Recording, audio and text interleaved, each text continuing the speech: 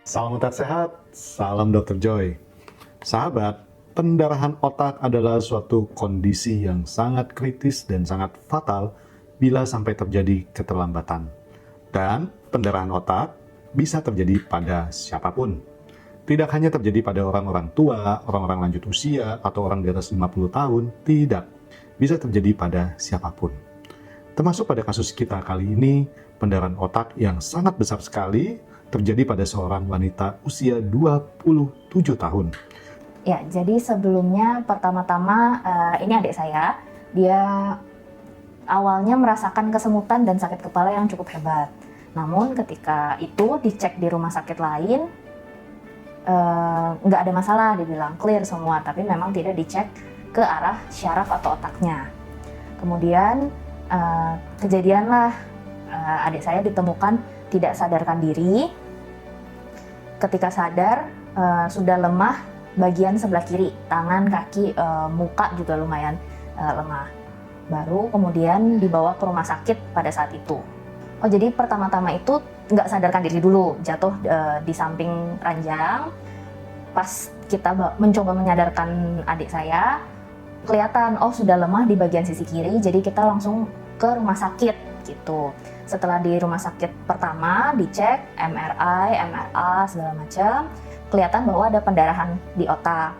Nah, tidak bisa ditangani di rumah sakit tersebut karena rumah sakit tersebut tipe B. Jadi mereka tidak mampu untuk melakukan tindakan. Makanya kita mencari Dr. Joy gitu. Jadi sahabat bisa melihat bahwa ini, gambar CT scan ini adalah gambar pendarahan otak berwarna putih. Volume pendarahan terukur lebih dari 100 cc. Jadi untuk sahabat ketahui bahwa pendarahan otak terhitung besar dan harus dilakukan tindakan operasi bila sudah melebihi volume lebih dari 30 cc.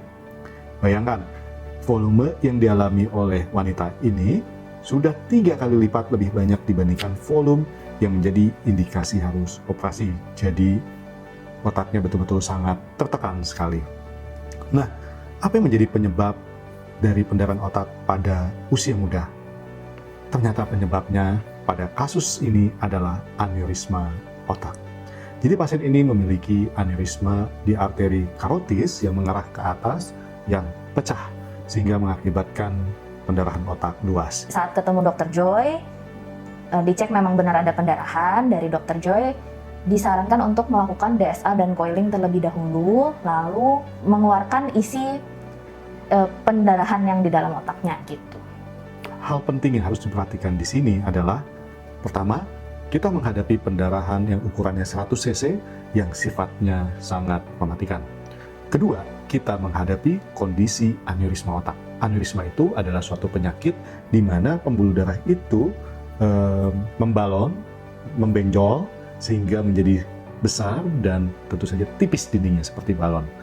Dan sebelum dia datang ke Dr. Joy, dia sudah pecah aneurismanya.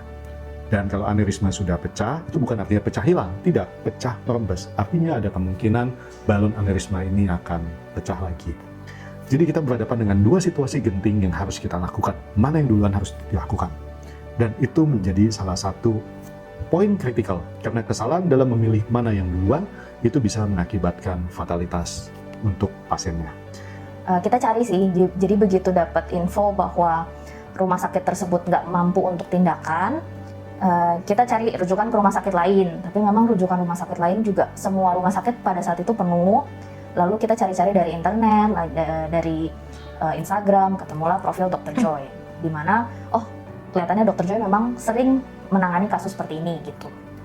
Aku cuma inget dibangunin terus bagian sebelah kiri benar-benar lemas, nggak bisa ngapa-ngapain gitu. Jadi pada kasus ini, menimbang jumlah pendarahan yang besar, menimbang aneurisma yang sangat juga besar, Dr. Joy memutuskan bahwa tindakan coiling aneurisma adalah tindakan pertama yang harus dilakukan untuk mengamankan pendarahannya, sambil setelah coiling dilakukan, kita melakukan tindakan penyedotan bekuan darah.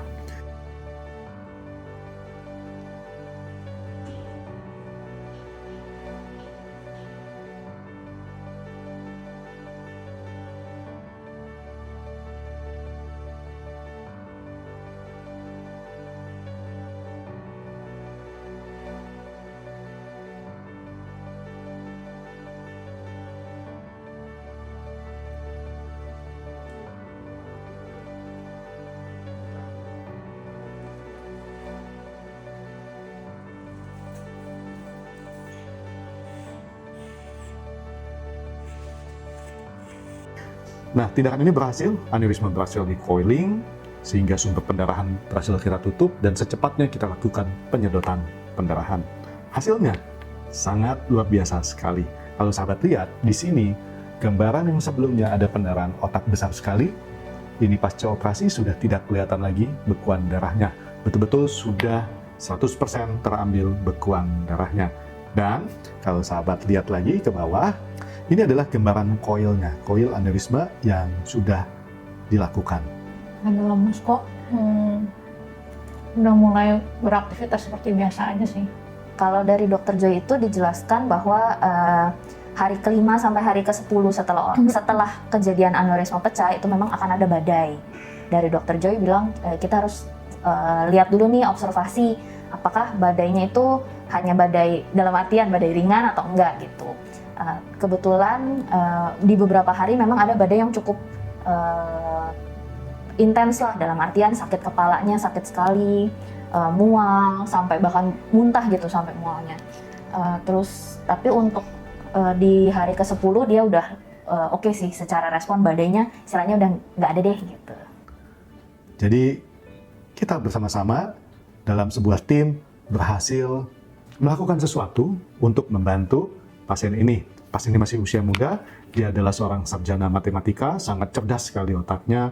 Pesan dari saya, kalau misalnya memang merasa ada yang nggak nyaman sama diri sendiri, dicek deh. Setahu saya, Dokter Joy juga nyiapin layanan konsultasi secara gratis. Sebaiknya dicek dulu, better safe than sorry. Asik orangnya, penjelasannya benar-benar apa ya, singkat padat jelas gitu. Jadi kita yang awam pun kayak, oh jadi gitu ya gitu. Ya, Dokter Joy juga nggak akan nakut-nakutin keluarga deh. Penjelasannya jelas, ditanya mau sedetail apapun Dokter Joy akan tetap ladenin gitu. Dan setelah operasi butuh waktu pemulihan lebih kurang 2 minggu, dan setelah itu tentu saja bisa kembali beraktivitas dan kembali berkarir, kembali membangun hidupnya yang akan menjadi luar biasa. Demikian cerita kita kali ini. Salam otak sehat, salam Dokter Joy.